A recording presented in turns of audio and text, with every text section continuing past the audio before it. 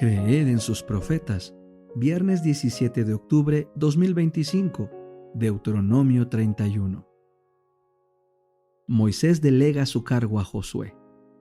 Moisés fue y habló estas palabras a todo Israel, y les dijo: Yo tengo ahora 120 años de edad, no puedo salir ni entrar más. Además el Señor me ha dicho: No cruzarás este Jordán, el Señor tu Dios es el que cruza delante de ti. Él destruirá estas naciones delante de ti y tú las desalojarás. Josué es quien cruzará al frente de ti, como el Señor ha dicho. El Señor hará con ellos como hizo con Sejón y con Og, rey de los amorreos, a los cuales destruyó con sus tierras. El Señor los entregará delante de ustedes y harán con ellos conforme a todo lo que les he mandado. Esfuércense y sean valientes. No tengan temor ni se aterroricen de ellos, porque el Señor tu Dios va contigo. Él no te abandonará ni te desamparará.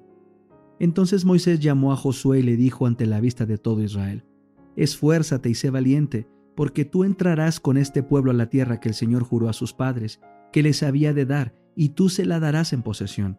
El Señor es quien va delante de ti, Él estará contigo, no te dejará ni te desamparará. No temas ni te atemorices. Lectura de la ley cada año de remisión.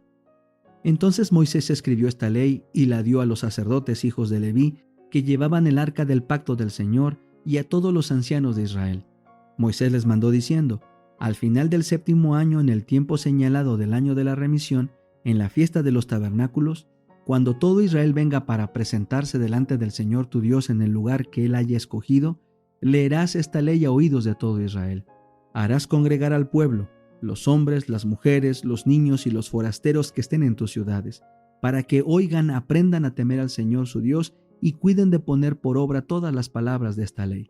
Sus hijos que no la conocen la oirán y aprenderán a temer al Señor su Dios todos los días que vivan en la tierra, que para tomarla en posesión cruzan el Jordán. Moisés escribe un cántico en recordación. Entonces el Señor dijo a Moisés: He aquí se ha acercado el día de tu muerte. Llama a Josué y preséntate ante el tabernáculo de reunión, para que yo lo comisione. Moisés y Josué fueron y esperaron en el tabernáculo de reunión. Entonces el Señor se apareció en el tabernáculo, en una columna de nube. Se posó la columna de nube sobre la entrada del tabernáculo, y el Señor dijo a Moisés: He aquí que tú vas a reposar con tus padres, pero este pueblo se levantará y se prostituirá tras los dioses extraños de la tierra hacia la cual va. En medio de ella me abandonará, e invalidará mi pacto que he hecho con él. Aquel día se encenderá contra él mi furor. Yo los abandonaré, esconderé de ellos mi rostro, y serán consumidos. Muchos males y angustias les vendrán. En aquel día dirá: ¿acaso no me ha sobrevenido estos males porque mi Dios no está en medio de mí? Pero aquel día ciertamente esconderé mi rostro, a causa de todo el mal que ellos habrán hecho, por haberse vuelto a otros dioses. Ahora pues escriban para ustedes este cántico y enséñenlo a los hijos de Israel. Ponlo en su boca para que este cántico me sirva de testigo contra los hijos de Israel.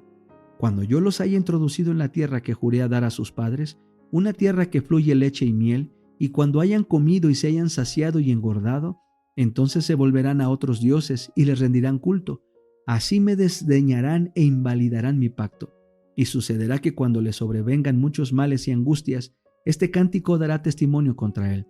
Ciertamente no caerá en el olvido en la boca de sus descendientes, porque yo conozco sus predisposiciones y lo que hace hoy, aún antes de que yo lo introduzca en la tierra que juré dar a sus padres. Aquel mismo día escribió Moisés este cántico y lo enseñó a los hijos de Israel.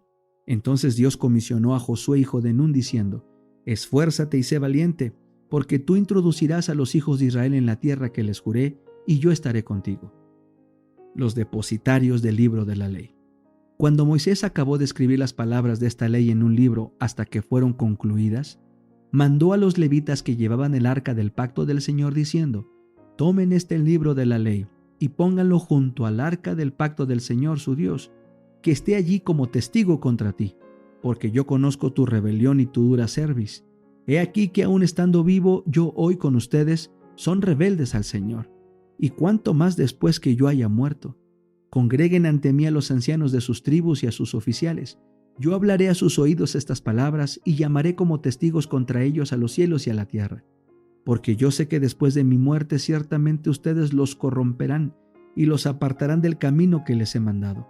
También en los días futuros les ha de sobrevenir el desastre, porque habrán hecho lo malo ante los ojos del Señor, enojándolo con la obra de las manos de ustedes. El cántico de Moisés. Entonces Moisés pronunció a oídos de toda la congregación de Israel las palabras de este cántico hasta terminarlas.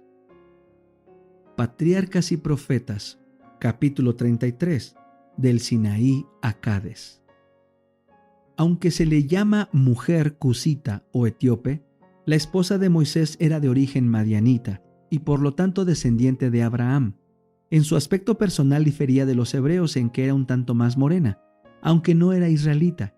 Séfora adoraba al Dios verdadero. Era de un temperamento tímido y retraído, tierno y afectuoso, y se afligía mucho en presencia de los sufrimientos. Por ese motivo, cuando Moisés fue a Egipto, él consintió en que ella regresara a Madián. Quería evitarle la pena que significaría para ella presenciar los juicios que iban a caer sobre los egipcios. Cuando Séfora se reunió con su marido en el desierto, vio que las responsabilidades que llevaba estaban agotando sus fuerzas y comunicó sus temores a Jetro, quien sugirió que se tomaran medidas para aliviarlo. Esta era la razón principal de la antipatía de María hacia Séfora. Herida por el supuesto desdén infligido a ella y a Aarón, y considerando a la esposa de Moisés como causante de la situación, concluyó que la influencia de ella le había impedido a Moisés que los consultara como lo había hecho antes. Si Aarón se hubiera mantenido firme de parte de lo recto, habría impedido el mal, pero en vez de mostrarle a María lo pecaminoso de su conducta, se unió a ella, prestó oídos a sus quejas y así llegó a participar de sus celos. Moisés soportó sus acusaciones en silencio paciente y sin queja. Fue la experiencia que adquirió durante los muchos años de trabajo y espera en Madián, el espíritu de humildad y longanimidad que desarrolló allí, lo que preparó a Moisés para arrostrar con paciencia la incredulidad y la murmuración del pueblo, y el orgullo y la envidia de los que debieron ser sus asistentes firmes y resueltos. Moisés era un hombre muy manso, más que todos los hombres que había sobre la tierra, y por este motivo Dios le otorgó más de su sabiduría y dirección que a todos los demás. Dice la Escritura: encaminará a los humildes en la justicia y enseñará a los mansos su carrera. Salmos 25:9. Los mansos son dirigidos por el Señor porque son dóciles y dispuestos a recibir instrucción. Tienen un deseo sincero de saber y hacer la voluntad de Dios. Esta es la promesa del Salvador. El que quiera hacer la voluntad de Dios conocerá si la doctrina es de Dios. Juan 7:17. Y declara por medio del apóstol Santiago: si alguno de vosotros tiene falta de sabiduría, pídala a Dios, el cual da a todos abundantemente y sin reproche, y le será dada. Santiago 1:5. Pero la promesa es solamente para los que quieran seguirle del todo. Dios no fuerza la voluntad de nadie. Por consiguiente, no puede conducir a los que son demasiado orgullosos como para dejarse instruir, que se empeñan en hacer su propia voluntad. Acerca de quien obedezca a duplicidad mental, es decir, quien procura seguir los dictados de su propia voluntad, mientras profesa seguir la voluntad de Dios, se ha escrito: no piense pues quien tal haga que recibirá cosa alguna del Señor. Versículo 7. Dios había escogido a Moisés y lo había investido de su espíritu, y por su murmuración María y Aarón se habían hecho culpables de deslealtad, no solamente hacia el que fue designado como su jefe, sino también hacia Dios mismo. Los murmuradores sediciosos fueron convocados al tabernáculo y careados con Moisés. Entonces Jehová descendió en la columna de la nube y se puso a la puerta del tabernáculo. Llamó a Aarón y a María. No negaron sus aseveraciones acerca de las manifestaciones del don de profecía por su intermedio. Dios podía haberles hablado en visiones y sueños, pero a Moisés, a quien el Señor mismo declaró fiel en toda mi casa, se le había otorgado una comunión más estrecha. Con él Dios hablaba cara a cara. ¿Por qué pues no tuvisteis temor de hablar contra mi siervo Moisés? Entonces la ira de Jehová se encendió contra ellos. Luego se fue. La nube desapareció del tabernáculo como señal del desagrado de Dios y María fue castigada. Quedó leprosa como la nieve. A Aarón se le perdonó el castigo, pero el de María fue una severa reprensión para él. Entonces, humillado hasta el polvo, el orgullo de ambos, Aarón confesó el pecado que habían cometido e imploró al Señor que no dejara perecer a su hermana por aquel azote repugnante y fatal. En respuesta a las oraciones de Moisés, se limpió la lepra de María. Sin embargo, ella fue excluida del campo durante 7 días. Tan solo cuando quedó desterrada del campamento volvió el símbolo del favor de Dios a posarse sobre el tabernáculo. En consideración a su elevada posición y en señal de pesar por el golpe que ella había recibido, todo el pueblo permaneció en Hazerot en espera de su regreso.